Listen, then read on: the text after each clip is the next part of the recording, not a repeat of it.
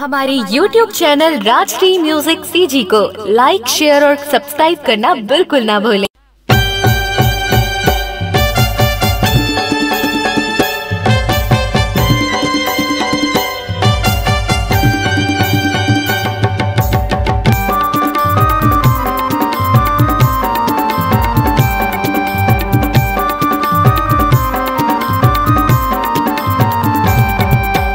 माया मांगू तोला बदला माँ नहीं है कछु काही झगड़ाना। माया मांगू तोला बदला माँ नहीं है कछु काही झगड़ाना। तहाँ वो मोला बता सना नाना सना नाना सना नाना गोरिया सना नाना सना नाना सना नाना गोरिया। माया मांगू तोला बदला माँ नहीं है कछु काही झगड़ाना। माया मांगू तोला बदला माँ नहीं है कछु काही झगड़ाना। तहाँ वो मोला बता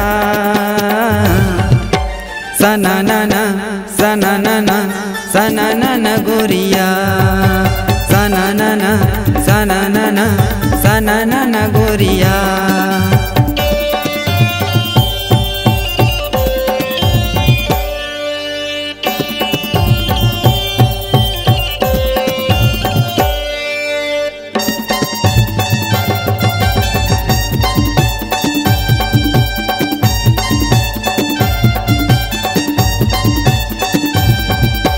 देख लेते वो तोर सूरतिया आवे नहीं चैना। देखते रहते वैसे लागे तोला वो फूल कहना।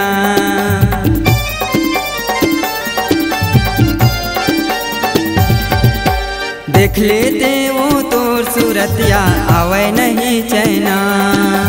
देखते रहते वैसे लागे तोला वो फूल कहना।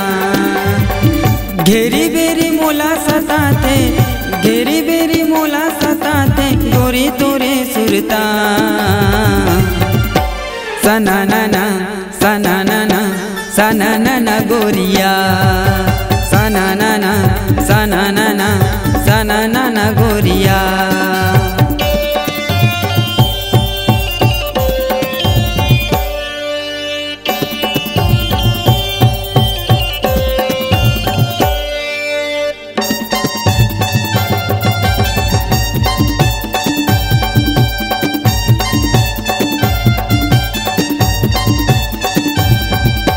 तन होगे ता तोर गोरी वो मन होगे मोर मतौना। कहर महर कहर कहरे ए मोर फूल दौना।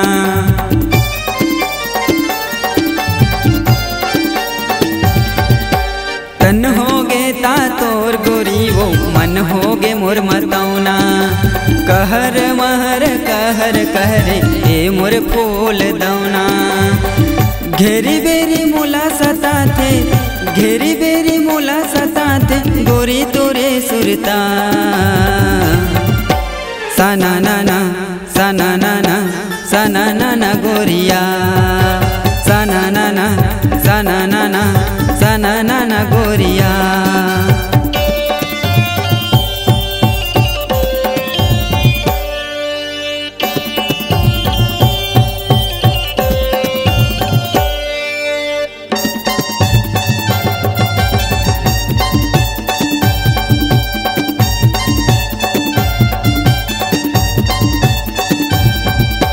थाना खरोरा मोर जिला है रायपुर पिरदा है मोर गाँव।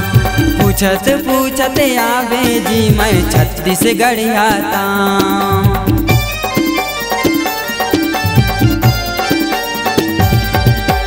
थाना खरोरा मोर जिला है रायपुर पिरदा है मोर गाँव।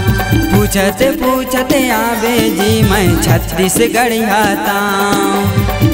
पंकज साहू नाम हवै मोर पंकज साहू नाम हवै मोर राखे रे बेसुरता सना नाना सना नाना सना नाना गोरिया सना नाना सना नाना सना नाना गोरिया। माया मांगू तोला बदला माँ नहीं कछु काही झगड़ाना। माया मांगू तोला बदला माँ नहीं कछु काही